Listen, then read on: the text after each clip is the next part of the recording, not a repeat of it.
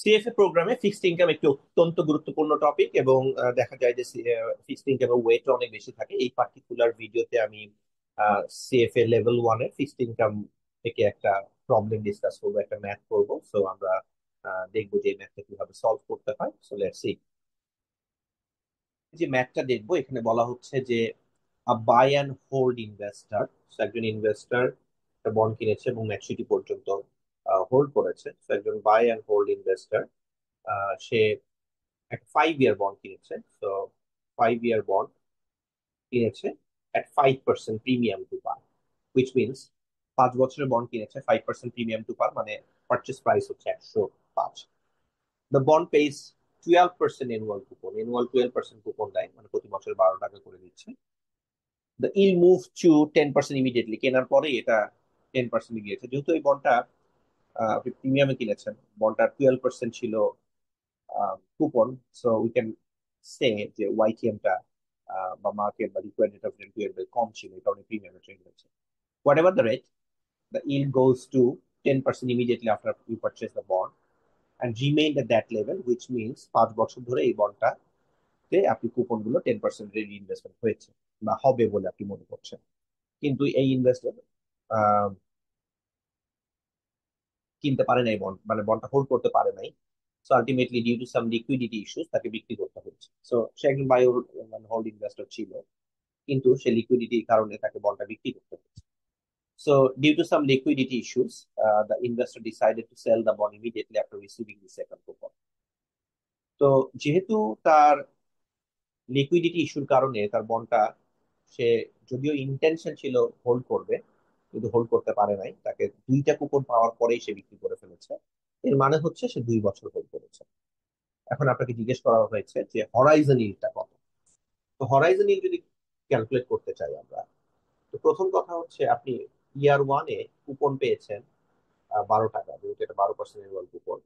And year two তে আপনি coupon পেয়েছেন 12 টাকা। অ্যান্ড ইয়ার টু তে 12 টাকা পাওয়ার পর আপনি বন্ডটা বিক্রি করছেন। সো কত প্রাইসে বিক্রি করেছেন এটা আপনাকে বের করতে হবে। সো ইয়ার টু তে 12 পাওয়ার পরে আপনার remaining maturity 3 years. So remaining maturity যেহেতু 3 ইয়ার্স, 3 টাইপ করে আমরা এন প্রেস করি, 3 টাইপ করে আমরা এন প্রেস করি। ইন্টারেস্ট 10%, সো 10 টাইপ করে আমরা আই বাই ওয়াই প্রেস করি। বন্ডটার কুপন হচ্ছে 12, সো 12 টাইপ করে আমরা পিএমটি প্রেস করবো, and future value 100। CPT PV এটা করলে আমাদের বন্ডের নাম্বারটা চলে আসবে 104.97 ইজ দ্য প্রাইস। এই প্রাইস আপনি বিক্রি করতে পারবেন। যেহেতু 104.97 বন্ডটা বিক্রি করলেন, আর বন্ডটা আপনি কিনেছিলেন 105 টাকায়, তো 105 টাকা দিয়ে কিনে আপনি 104 টাকা 97 পয়সায় বিক্রি করলেন, 0.97 সামথিং ছিল। তো আপনার এখানে একটা ক্যাপিটাল লস হয়েছে। সো আপনার ক্যাপিটাল লস হয়েছে হলো 0.0263। এটা আপনার ক্যাপিটাল লস। সো এইটা আমরা স্টোর করে রাখি। So this is your capital loss. So এটা আমরা যদি ম্যাথমেটিক্যালি ক্যালকুলেট করতাম, 12 divided by 1 plus 0.1 to the power 1, 12 divided by 1 plus 0.1 to the power 2, 112 divided by 1 plus 0.1 to the power 3। এভাবে করে আমরা 104.97 পেতাম। সো আপনি ক্যাপিটাল লস হলো 0.0263। আর এই বন্ডটা থেকে আপনি কুপন পেয়েছেন 12 12 24। আর কুপনটা রিইনভেস্টমেন্ট আপনি করেছেন, প্রথম কুপনটা 10% রেটে। সো প্রথম কুপনটা যখন আপনি 10% রেটে রিইনভেস্ট করেছেন, সো আলটিমেটলি আপনি পেয়েছেন অ্যানাদার 1.2 টাকা, তো আলটিমেটলি 13.2 টাকা, প্লাস আরো 12 টাকা পেয়েছেন দ্বিতীয় বছর শেষে। তো কুপন অ্যান্ড রিইনভেস্ট ইনকাম সহ আপনার 25 টাকা 20 পয়সা এসেছে। আর আপনার ক্যাপিটাল লস হয়েছে 0.0262। আলটিমেটলি টোটাল আপনার, যদি আমরা হিসাব করি যে কুপন, 2টা কুপন 12 12 24, প্রথম কুপনটা রিইনভেস্টমেন্ট করে 1.2, আর ক্যাপিটাল লস 0.0267, ওটা বাদ দিলাম, তাহলে আপনার টোটাল এই বন্ড থেকে ইনকাম এসছে 25.17।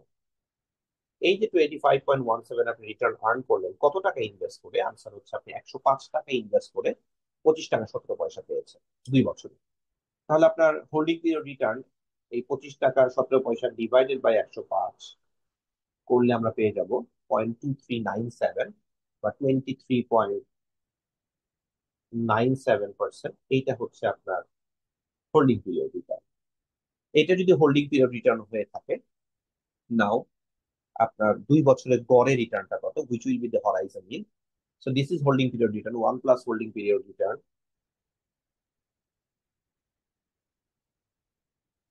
টু দি পাওয়ার 1/2 -1 করলে আমরা পেয়ে যাব।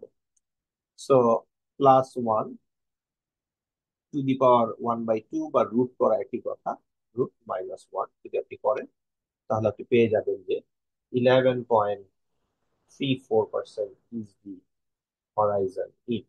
আপনার এই কোয়েশ্চেনে ক্যালকুলেট করতে বলা হয়েছে যে হরাইজন ইন কত।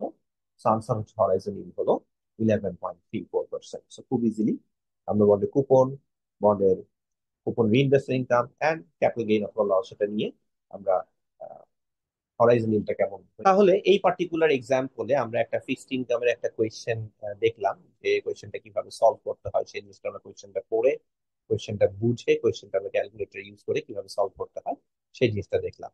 তো আশা করি যে যারা সিএফএ লেভেল 1 ক্যান্ডিডেট আছেন অথবা any finance students who is actually studying about fixed income, so they will get more clarity as they will do these types of maths, and obviously these are the things that they need to use practically when they move into the professional life, and they have to use these calculations to